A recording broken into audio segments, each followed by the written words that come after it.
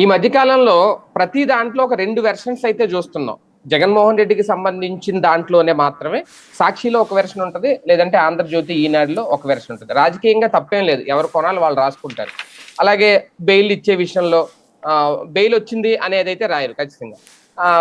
వాళ్ళకి ఇలా కొన్ని షరతులు విధించారు ఇలా రాసుకుంటూ వస్తారు. ఇప్పుడు తాజాగా కొమ్మినేని వ్యవహారంలో కూడా కంప్లీట్ గా లోపల ఏం జరిగింది అనేది 2 పేపర్లు చూస్తే చాలా కన్ఫ్యూజ్ అన్నమాట. ఒక రకంగా కొమ్మినేని విషయంలో సుప్రీం కోర్టు చాలా సీరియస్ అయింది పోలీసుల మీద. అసలు ఆయన డిబేట్ లో నవ్వితే తప్పేంటి, నవ్వినందుకే అరెస్ట్ చేసేస్తారా అనేది అక్కడ ఒక వెర్షన్. ఇక్కడ కంప్లీట్ గా అదేం లేదు. కొమ్మినేని మీద సీరియస్ అయింది సుప్రీం కోర్టు, కొమ్మినేని మందలించింది, ఈ వెర్షన్ అయితే ఎవరికి అర్థం కాని పరిస్థితిలో ఒక అయోమయంలో ఒక కన్ఫ్యూజ్ చేసేసే ప్రయత్నం అయితే గట్టిగా జరిగింది అనేది అయితే అర్థమవుతుంది. కానీ అసలు ఏం జరిగింది అనే దాని మీద చర్చిద్దాం. అలాగే ఇక్కడ వాక్ స్వాతంత్రం అనే ఒక పదం కూడా చాలా కీలకం. దాన్ని కాపాడాల్సిన బాధ్యత కోర్టుల మీద ఉంది అని చెప్పి సుప్రీంకోర్టు చెప్పడం. ఈ ఓవరాల్ గా వీటన్నిటి మీద చర్చించే ప్రయత్నం చేద్దాం. సార్ ముందు అసలు అంటే ఈ వెర్షన్ నే సుప్రీంకోర్టు చెప్పిన దాన్ని కూడా అంటే ఇక్కడ డైవర్ట్ చేసే ప్రయత్నమా, లేదంటే వాళ్ళ యాంగిల్లో వాళ్ళు రాసుకున్నారా, లేదంటే అసలు అలాంటి వ్యాఖ్యలు సుప్రీం చేయలేదా, ఏం జరిగింది? గత 5-6 ఏళ్ల నుంచి కూడా మనం అదే చూస్తున్నాం. ఫర్ ఎగ్జాంపుల్ అమరావతి విషయంలో, 3 రాజధానుల విషయంలో, అట్లాగే అప్పట్లో జరిగినటువంటి అనేక అంశాల విషయంలో ఎవరి కోణాలు వాళ్ళు, అంటే ఒక తీర్పు ఒక అంశం మీదన వాదోపవాదాలు నడిచినప్పుడు ఆ ఫైనల్ తీర్పు ఒక కోణం ఉంటుంది, ఇది ఒక కోణం ఉంటుంది. ఇక్కడ రాసేటప్పుడు ఏముంది మనకి పాజిటివ్. ఇప్పుడు ఫర్ ఎగ్జాంపుల్ జగన్ మీదన ఏదైనా నెగిటివ్గా వ్యాఖ్యానించారనుకోండి, తీర్పులో చాలా మాట్లాడతారు. మాట్లాడి సో అండ్ సో క్రిటిసైజ్ చేస్తే ఇది హెడ్డింగ్ అవుతుంది. ఒకవేళ జగన్ మీద చేసిన ఆరోపణలు కొట్టేశారనుకోండి కోర్టులో, అక్కడ ఈ సందర్భంలో అవతల లాయర్ వాదించే వాదన ఉంటుంది కదా, ఇది జగన్ చెడ్డోడు అని చెప్పేటటువంటి వాదన, ఆ వాదనని హైలైట్ చేస్తారు. అట్లా ఉంటది. ఇటు వీళ్ళది రివర్స్ లో ఉంటుంది సేమ్.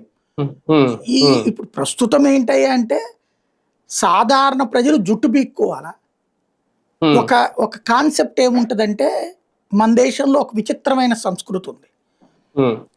ఎదుటివాడు 10 మంది ఎటు పోతుంటే అటు. మీరు చూడండి, ట్రాఫిక్ సిగ్నల్ దగ్గర మీరు అబ్జర్వ్ చేయండి, ఒక 5-6 అత్యుత్సాహంగా ఉంటారు. సిగ్నల్ పడకపోయినా వెళ్ళిపోతాడు వాడు. మిగతా జనం అందరూ ట్రాఫిక్ అట్లా ఉంచుని ఉంటారు.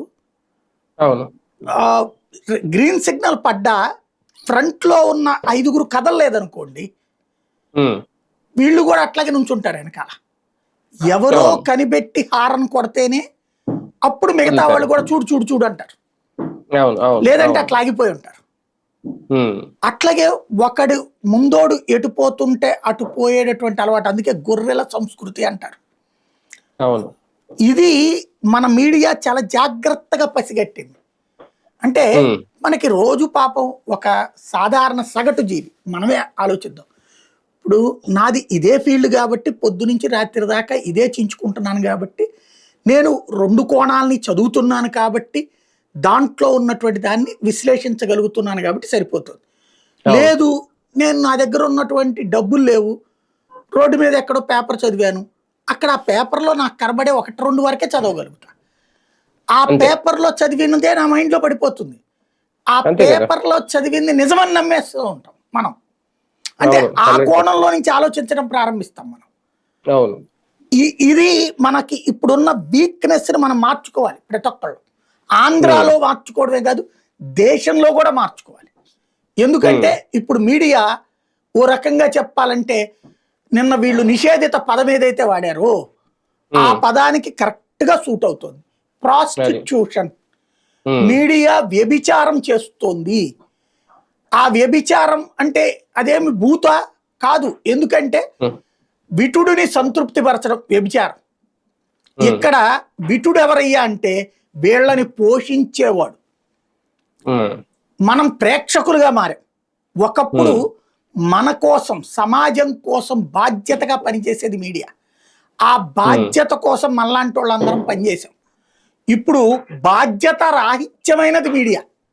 అట్లాగే ఎవరినో సంతృప్తి పరచడానికి యాజమాన్యాలు కూడా ఇక్కడ రూట్ మారిపోయినాయి. ఒకప్పుడు నాన్ ప్రాఫిటబుల్ ఆర్గనైజేషన్ మీడియా, ఇప్పుడు దీన్ని అడ్డు పెట్టుకుని దోచుకునేవాళ్ళు, దీన్ని అడ్డు పెట్టుకుని పవర్ ప్లాంట్లు పెట్టుకునేవాళ్ళు, దీన్ని అడ్డు పెట్టుకుని సిమెంట్ వ్యాపారాలు పెట్టుకునేవాళ్ళు, దీన్ని అడ్డు పెట్టుకుని ఆయిల్ వ్యాపారాలు పెట్టుకునేవాళ్ళు, దీన్ని అడ్డు పెట్టుకుని స్టూడియోలు కట్టుకునేవాళ్ళు. ఈ జరుగుతున్నది. ఎప్పుడైతే ఒక లాభాపేక్షతో మీడియా ఉంటుందో ఆ మీడియా నైతికత చచ్చిపోతుంది ఆటోమేటిక్గా. దాంతో ఇప్పుడు మనకేమవుతున్నది, తాము ఏ యాజమాన్యం అంటే ఇవాళ రోజున ఇదివరకు మీడియా పరిమితంగా ఉండేది సంఖ్య. ఆ పరిమితంగా ఉన్న మీడియాలో ఒక దాన్ని ఏమంటారు, రెస్పాన్సిబిలిటీ కోసం ఒకళ్ళకొకళ్ళం పోటీలు పడేవాళ్ళం. ఇప్పుడు నేను ఈనాడులో పనిచేసేటప్పుడు రాత్రి 3 గంటల దాకా ఆఫీసులో కూర్చునేవాడిని. ఎందుకయ్యా అంటే అవతల ఉన్నటువంటి పత్రికలోళ్ళు 1:30కి 2 గంటల క్లోజ్ వాళ్ళ సిటీ ఎడిషన్, ఈనాడికి 3కి క్లోజ్. ఈ గంటలోపు 1, 2 వార్తలన్నా సరే మనం ఎక్స్క్లూజివ్ ఇవ్వాలి. అంటే అప్పుడు ఏమన్నా స్పాట్లు ఇన్సిడెంట్ జరుగుతాయి కదా అర్ధరాత్రి పూట్ల, అట్లాంటి ఇన్సిడెంట్ వార్త అయినా సరే మనం ఇస్తే ఎక్స్క్లూజివ్ అవుతుంది. అంటే సొసైటీకి మనం ప్రత్యర్థి మీడియా కంటే అదనపు సమాచారం ఇవ్వాలి. అట్లాగే ఇదిగో వీడు తప్పు చేస్తున్నాడంటే నేను ఒక కోణంలో వార్త రాస్తే వాడిని అవతలోడు కాపాడేవాడు కాదు, వాడి తప్పులకి సంబంధించిన మరికొన్ని పాయింట్లని పోటీ పడి బయటికి తీసేవాళ్ళం అప్పుడు మీడియా. ఇప్పుడు పరిస్థితి ఏంటంటే ఒకడు తప్పు చేశాడు అని కాదు, వీడియో జడ్జిమెంట్ ఇచ్చేస్తున్నాడు.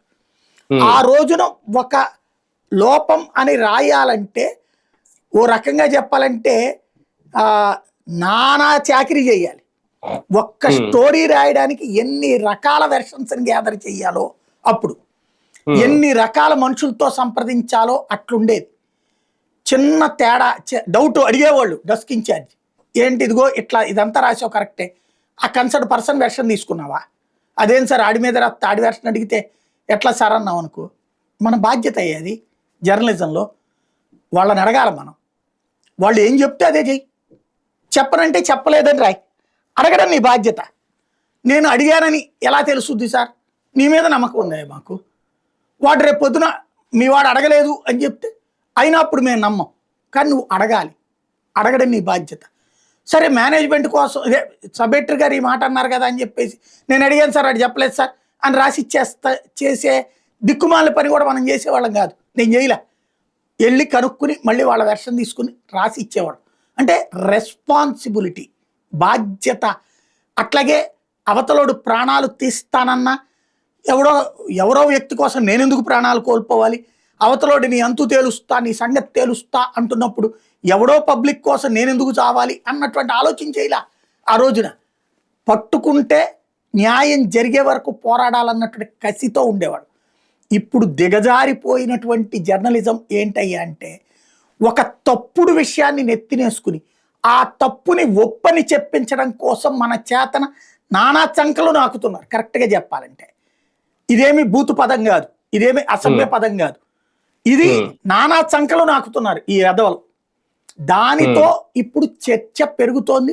పబ్లిక్ ఇవాళ ఆలోచించాల్సింది ఏంటంటే దీస్ ఆర్ ఎ పాంప్లెట్స్, పత్రికలు. ఈ పత్రికలు అనేది రాజకీయ పార్టీల యొక్క కరపత్రాలు. ఈనాడు, ఆంధ్రజ్యోతి తెలుగుదేశం కరపత్రాలు, సాక్షి వైఎస్ఆర్ కాంగ్రెస్ పార్టీ కరపత్రం. మీరు అందులో వార్తని ఆ దృక్పథంతో చూడండి తప్పించి దాన్ని నిజమైన వార్తలుగా చూడకండి. రెండింటినీ చదివి మీ అభిప్రాయాన్ని సెట్ చేసుకోండి.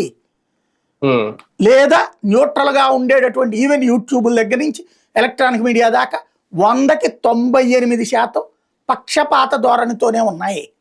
అంటే నిజం ఎవరికి అనుకూలంగా ఉంటే వాళ్ళే నిజం రాస్తారా, మిగిలిన వాళ్ళు వాళ్ళకి అనుకూలంగా లేకపోతే అబద్ధం రాసే అంతే కదా. ఇప్పుడు నిన్న కోర్టు ఏమంది, మహామహులు అక్కడ నిన్న ఆర్గ్యుమెంట్ చేసిన వాళ్ళు న్యాయవాదులు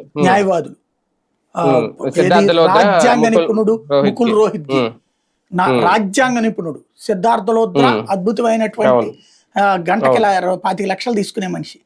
అట్లాంటి వాళ్ళు ఇద్దరూ వాదిస్తుండగా వాస్తవంగా జడ్జి గారు అక్కడ సీరియస్ పాత్ర పోషించారు. పొన్నవోలు సుధాకర్ రెడ్డి గారి వాదన చిన్నదే, లేదా వీళ్ళ తరపున వాదన చిన్నదే. జడ్జి గారి ఇనిషియేటివ్ తీసుకున్నారు. ఏంటి డిబేట్ లో ఆర్గ్యుమెంటా, అతను ఏమన్నా కామెంట్ చేశాడా, ఉమ్, లేదు కదా, కనబడుతోంది కదా, అతను ఏం కామెంట్ చేయలేదు కదా. పైగా అతన్ని వారించాడు కూడా అవతల మాట్లాడి. అతన్ని తీసుకొచ్చి మీరు ఇతనికి ఎట్లా ఆపాదిస్తారు? ఉమ్, ఇది డెమోక్రటిక్ వాల్యూ కాదు కదా అంటే నవ్వాడు. ముకుల్ రాయ్ వినోద్ మరి నేను కూడా మీరు మాట్లాడుతున్నప్పుడు నవ్వుతున్నాగా అన్నాడు. అవును. అట్లాగే ఇట్లాంటి పాసం కామెంట్స్ చేస్తారన్నప్పుడు జడ్జి గారు ఒకనొక సందర్భంలో ఆమెకు కూడా అన్నారు, ఏది రాజ్దీప్ సర్దేశాయిను అమ్మాయి, ఇంకొక అమ్మాయి ఉంది, వాళ్ళు యాంటీ మోడీ, వాళ్ళని గురించి ప్రస్తావిస్తూ వాళ్ళ మీద రోజుకి ఎన్ని కేసులు పెట్టాలి, ఎన్నిసార్లు జైలు పెట్టాలి ఎట్టయితే అన్నట్టు.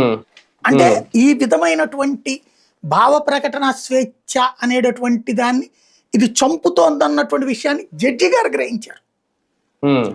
ఇక్కడ నేను మొదటి నుంచి చెప్పాను, ఆయన గట్టిగా ఖండించకపోవడం తప్పు, ఆ వ్యాఖ్యలు మనం సమర్థించట్లా. ఖచ్చితంగా ఆ వ్యాఖ్యలు తప్పే, ఆ వ్యాఖ్యలు మనం సమర్థించట్లేదు. మొదటి రోజునే మనం విమర్శించాం దాన్ని, ఇది ఎక్కడ ధోరణి కూడా మాట్లాడాం. బట్ ఈయన మాట్లాడింది లేనప్పుడు ఈయన గట్టిగా ఖండించుంటే బాగుండేది, లైన్లోనే ఈ కేసుకి అవకాశం ఉండేది కాదని కూడా మాట్లాడుకున్నాం మనం. అయితే ఇక్కడ పాయింట్ ఏంటంటే ఆయనే మాట్లాడాడు అన్నట్టు, మురికి మాటల అని పెట్టింది కదా హెడ్డింగ్. ఇప్పుడు మురికి వార్తలు రాసినోడు ఎవడు? మురికి వార్తలు రాసిన వాళ్ళు ఎవరు? వీళ్ళిద్దరే కాదా? ఇప్పుడు మురికి జర్నలిజం చేసిన వాళ్ళు ఎవరు? వీళ్ళిద్దరే కాదా? నీచ జర్నలిజం చేసే వాళ్ళు ఎవరు? వీళ్ళిద్దరు కాదా? ఇప్పుడు అది బయటపడింది, దాన్ని కూడా కవర్ చేసుకుంటూ నిస్సిగ్గుగా ఒక దాంట్లో 100 పెడతారు. ఇప్పుడు ఫర్ ఎగ్జాంపుల్ చంద్రబాబు గారికి బెయిల్ ఇచ్చినప్పుడు ఏమన్నారు? అనారోగ్యం, తీవ్రమైన అనారోగ్యం, అంబులెన్స్ కూడా లేకుండా కదలలేరు, ఒక్క అంబులెన్స్ కంపల్సరీగా ఉండాలి, అంత తీవ్రమైనటువంటిది అని ఇస్తున్నామని చెప్పారు కదా. ఆయన ఎక్కడికి వెళ్ళాలన్నటువంటిది దాంట్లో ఏది ఇవన్నీ ఆ పాయింట్లను మెన్షన్ చేసుకొస్తూ చాలా లెక్కలు రాసుకొచ్చారు. దాంట్లో పాజిటివ్ మాత్రమే రాసుకొచ్చారు. ఇవి అందులో కూడా నిబంధనలు పెట్టారుగా, దీని మీద ఎవరితో మాట్లాడకూడదు, దీనికి సంబంధించి మార్చకూడదు, కఠిన నిబంధనలు పెట్టారు అని రాశారు. అక్కడ దర్యాప్తు అధికారికి ఎప్పటికైనా సహకరించాల్సిందే. ప్రతి దాంట్లో ఇది సహజంగా ఉంటది, దర్యాప్తు అధికారికి సహకరించాలి, అట్లాగే మళ్ళీ ఇట్లాంటిది రిపీట్ కాకూడదు, దీంట్లో ప్రభావితం చేయకూడదు, ఇవి సహజ సిద్ధంగా ఉంటది. దాన్ని పట్టుకొచ్చి ముందు పెట్టి మిగతాదంతా అసలు ఆ కామెంట్లన్నిటినీ తీసేసింది వీళ్ళు. ఈ సాక్షిలోనేమో ఆ కండిషన్స్ తీసేసి ఉట్టి ప్రభుత్వాన్ని తిట్టింది రాసుకొచ్చారు. అదే కదా, ఎక్కడ ఎవరు కరెక్ట్ రూట్ లో లేరు. అవును, కాకపోతే వాళ్ళకి ఫేవర్ గా వచ్చింది అన్నది ఖాయం, సాక్షికి సంబంధించినటువంటి జర్నలిస్ట్ కి ఫేవర్ గా వచ్చింది అన్నటువంటి ఖాయం. అట్ ద సేమ్ టైం వీళ్ళు రాసిందైతే ఖచ్చితంగా ఒకటి ఇదే కాదు, డైలీ అసలు పేపర్లు చూస్తుంటే ఇదివరకు పేపర్ చూడకపోతే టిఫిన్ చేయబుద్ధి వేసేది కాదు. నేను కాలేజీలు చదివేటప్పుడు కానీ ఇది క్యాంటీన్కి పేపర్ చదవడం కోసం పోయేవాడు, పర్టికులర్ గా లైబ్రరీకి వెళ్ళి మరి చదివేవాడు, లేకపోతే పేపర్ ఇంటర్వెల్లోనన్నా కూర్చుని. అంతగా పేపర్ల ఎడిక్ట్ అయ్యి ఈ ఫీల్డ్ లోకి వచ్చాం. ఇవాళ పేపర్ ని చదవబుద్ధి ఇట్లా నిజంగా ఆ ప్రోగ్రామ్ తీసేస్తే పోద్దేమని పెడుతుంది పొద్దున పూట అది చదవాలంటే. ఎందుకంటే దాంట్లో జర్నలిజం ఉండట్లా, ఆ పార్టీ కరపత్రం ఈ పార్టీ కరపత్రం చదువుతున్నట్టు. పోనీ మనం జెన్యున్ గా ఇదిగో ఇది చూస్తుంటే ఎట్లా ఉంది అనిపించింది అనుకో, నువ్వు వాడికి అమ్ముడు పోతావు వీడికి అమ్ముడు పోతావు అని చెప్పి అమ్ముడు పోయినోడు మాట్లాడతాడు. ఇలాంటి విచిత్రమైనటువంటి టెండెన్సీ అనమాట, అది సమస్య. కానీ ఒక్కటిసారి ఇక్కడ ఓకే అంటే మీరు అన్నట్టు ఎవరికి నచ్చింది వాళ్ళు రాసుకుంటున్నారు, కానీ బెయిల్ ఇచ్చినప్పుడు ఇలాంటి కండిషన్స్ ఇవన్నీ మామూలే కదా, ఎవరికి బెయిల్ ఇచ్చిన కండిషన్స్ అది వస్తాయి.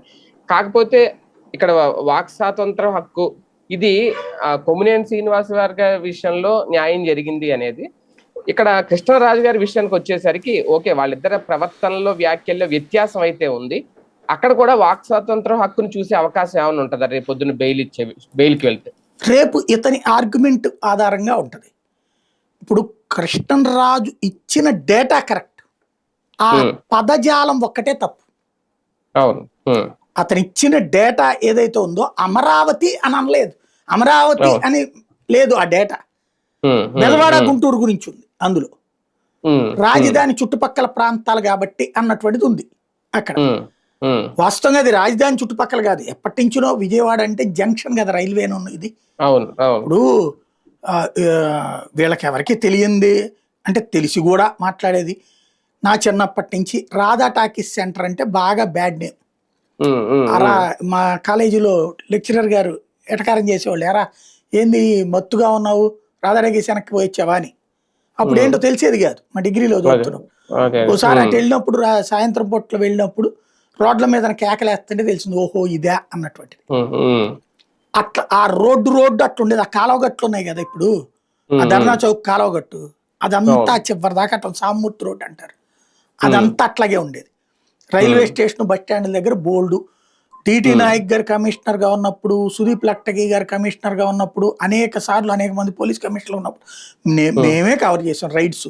ఆ రైల్వే ఉమ్, స్టేషన్ రోడ్ లో ఉన్నటువంటి ఆ లాడ్జీల్లో లోపల ఉమ్, గోడలో అరలు కట్టి పోలీసులు ఉమ్, వెళ్తే దాంట్లో దాచేస్తారు. ఉమ్.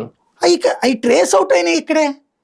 అవును. అట్లాంటి ఉమ్, బోలెడు ఉన్నాయి ఇక్కడ వ్యభిచారాలకు ఉమ్, సంబంధించి.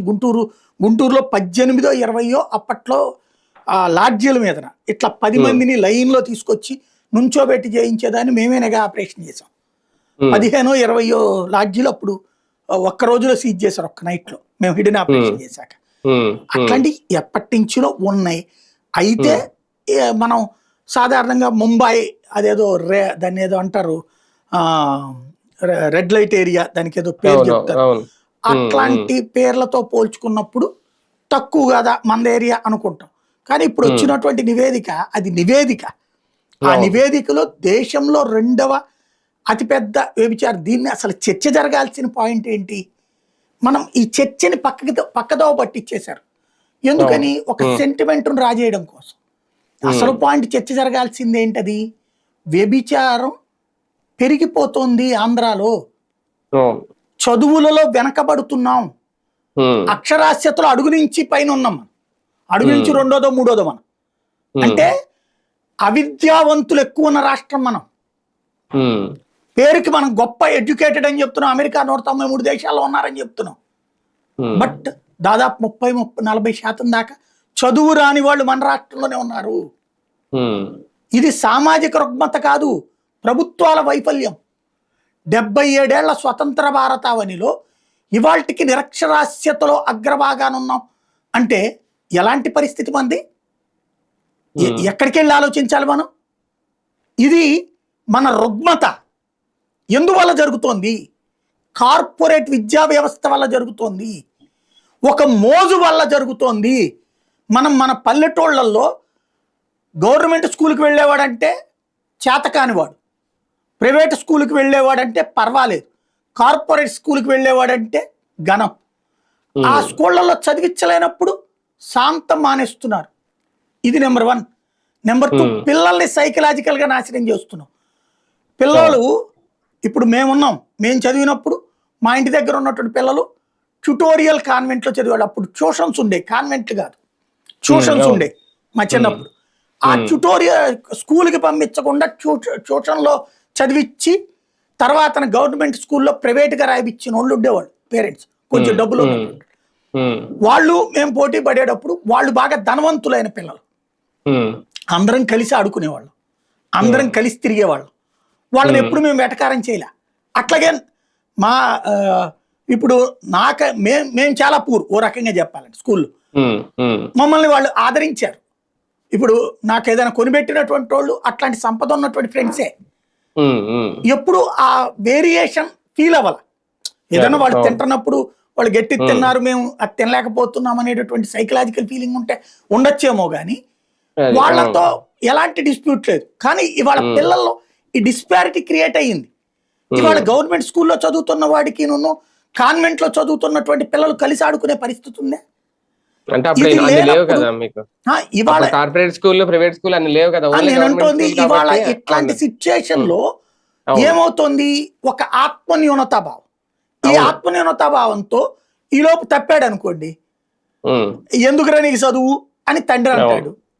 ఉమ్, సరే వెళ్తే 4 రూపాయలు సంపాదించుకోవచ్చు కదా. నేను పర్టికులర్గా ఉమ్, లేబర్ ఏరియాలో చూసినటువంటిది, ఇలా స్కూళ్ళల్లోకి చదువుతా గవర్నమెంట్ స్కూళ్ళల్లో పని మనిషితో పాటు వచ్చినటువంటి వాళ్ళు ఆ తర్వాత ఉమ్, 10వ తరగతి లోపు మానేసిన వాళ్ళని బోల్డ్ అంతమందిని చూశాను.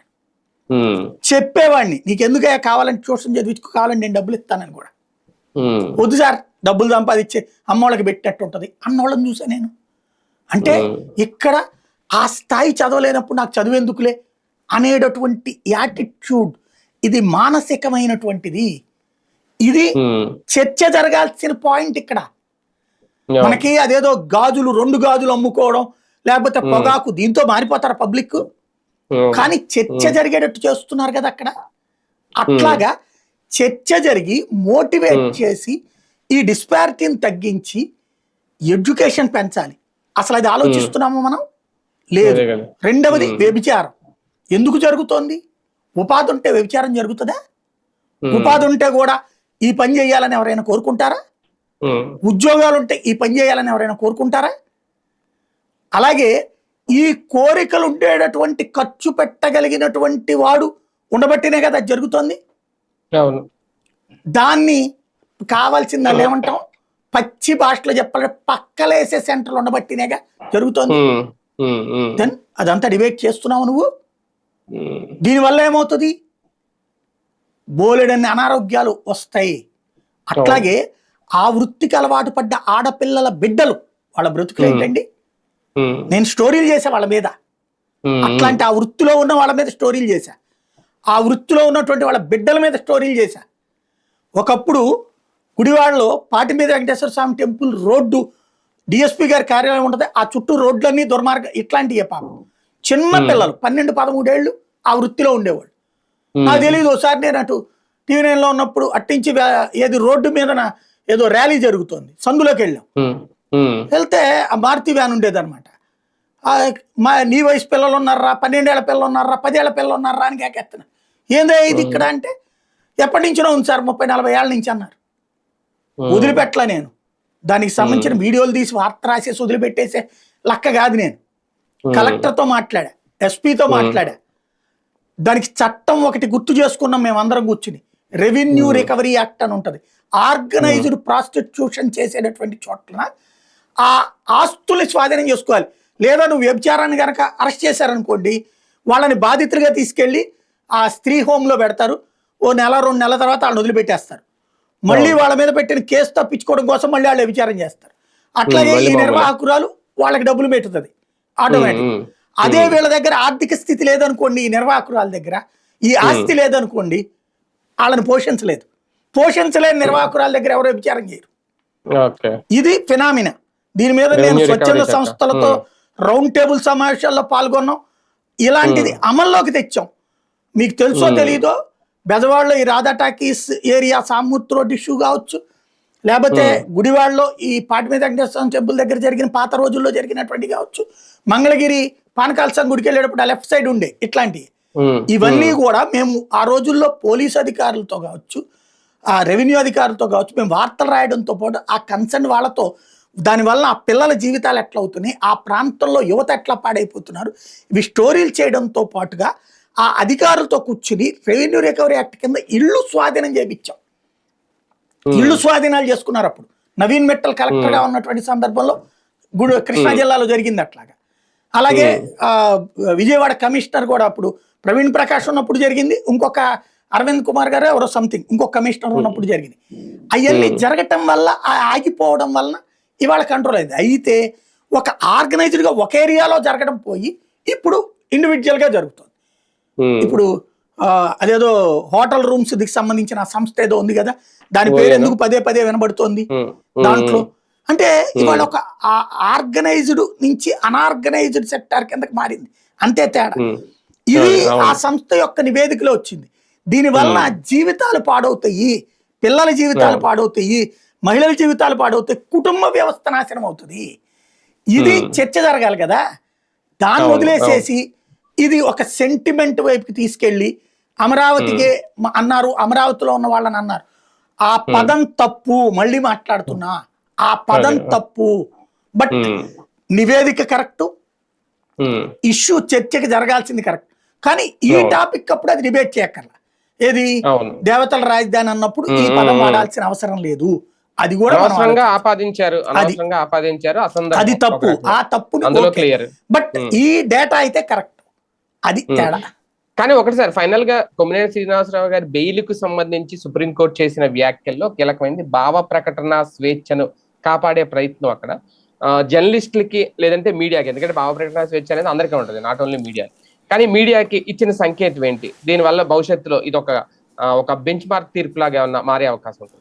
ఎప్పటి నుంచినో ఉంది. ఆయన పేరేంటి, మన రిపబ్లిక్ టీవీ ఆర్నాబ్ గోస్వామి విషయంలో ఒక్క గంట కూడా జైల్లో ఉండటానికి వీల్లేదని చెప్పింది. అప్పుడే తీర్పు ఇచ్చింది. మీడియాకి సంబంధించి ఏదన్నా వచ్చినప్పుడు మాట తేడా వచ్చిందంటే మీరు దానికి సంబంధించి నోటీస్ ఇవ్వండి, 41A కింద నోటీస్ తీసుకోండి. తప్పు అయితే కనుక వాళ్ళు క్షమాపణ చెప్పమని అడగండి. లేదా రిలయబుల్ ప్లాట్ఫామ్ ఉంది, press council of India, complaint చేయండి.